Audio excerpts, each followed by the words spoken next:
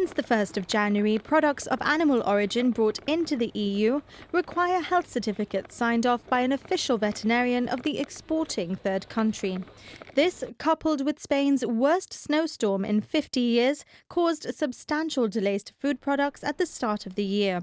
Eroski says it's now receiving the same number of truck deliveries from Spain as usual. However, it's yet to receive a UK Waitrose delivery this year.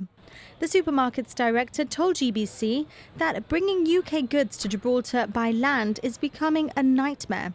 With the help of Waitrose UK, he says they're trying to gather all the documents needed before sending out any deliveries.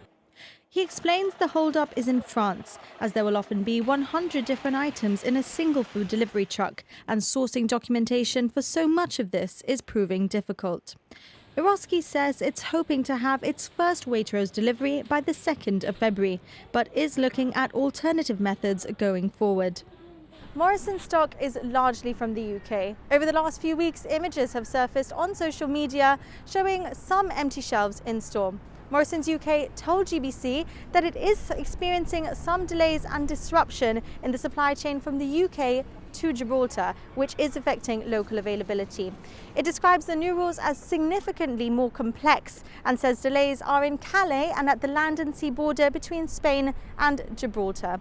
But it says there is good progress made so far. This week on Monday saw the largest shipment of certified goods to the Gibraltar store since the new rules came into force.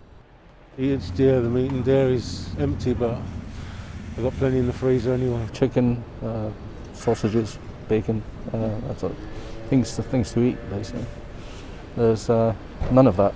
That's the result of Brexit, isn't it? So we didn't vote for it, did we? So sour cream, because it's a dairy, and I've actually bought some cream and looked online how to make it, and I'm going to do it myself.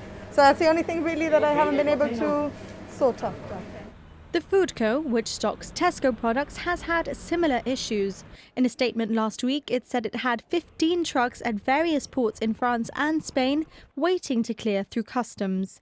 It says that for now, short-life products will be unavailable until it's confident it can get trucks straight through the port. And it's a problem that hasn't gone unnoticed. The British International Freight Association has proposed legislation to the UK government's food department, DEFRA, proposing that Gibraltar-bound groceries are prioritised, amongst other things. BIFA says that 50% of the ROC's food supply comes from the UK. The scheme, if it goes ahead, would give the Secretary of State powers to issue prioritised goods permits to vehicles carrying full grocery loads destined for Gibraltar. It would be an emergency measure only, but the UK government's food department hasn't approved this at present. However, not all local supermarkets are affected, at least not for now.